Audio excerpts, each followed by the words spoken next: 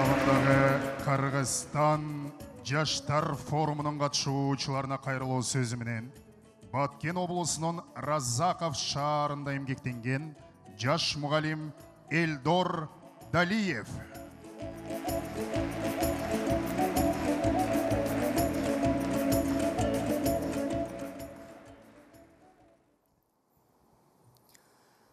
Саламатсыздарбы, урматтуу келечек ээлери жаштар, жана саламатсызбы, урматтуу президент Садыр Нуркожоевич.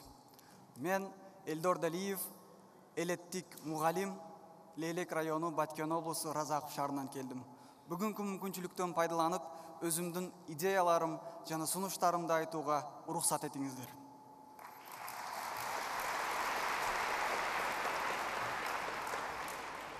Кыргызда максат менен соккон жүрөк, бакыт менен өмүр көрөт деген накыл сөз бар. Биздин чет жакта жүргөн жаштарыбыздын дагы көпчүлүгүндө бир чоң максаты бар.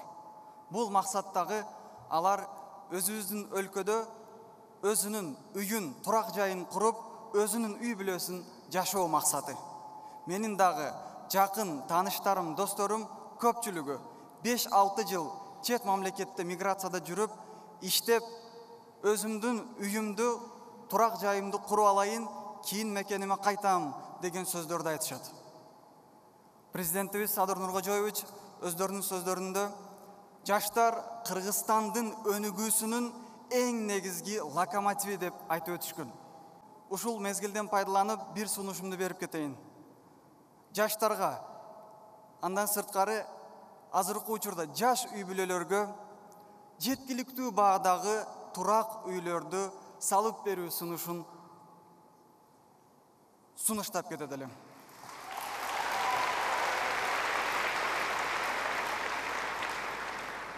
Акыркы жылдары биздин өлкөбүздө эң мыкты өзгөрүүлөр болуп жатат.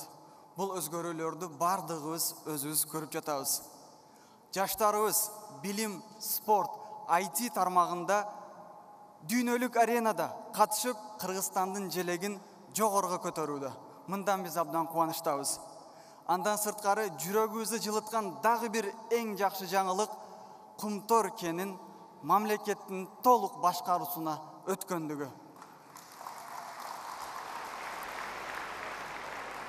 Кумтор кени мамлекетибиздин толук башкаруусуна өткөндүгү жана өлкөбүзгө кызмат кылып жаткандыгы үчүн мен президентибиз урматтуу Садыр Нуркожоевичке өзүмдүн атымдан жана ушул жерде отурган жаштарыбыздын атынан терең ыраазычылык билдирем.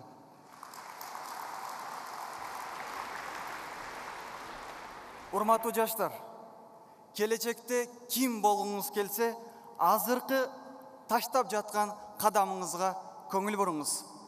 Келиңиз, бардыгыбыз биргеликте энергиябыз, күчүбүз бардыгында мамлекетибиздин өнүгүүсүнө өзүбүздүн салымыбызды кошолу. Көңүл бурганыңыздар үчүн чоң рахмат.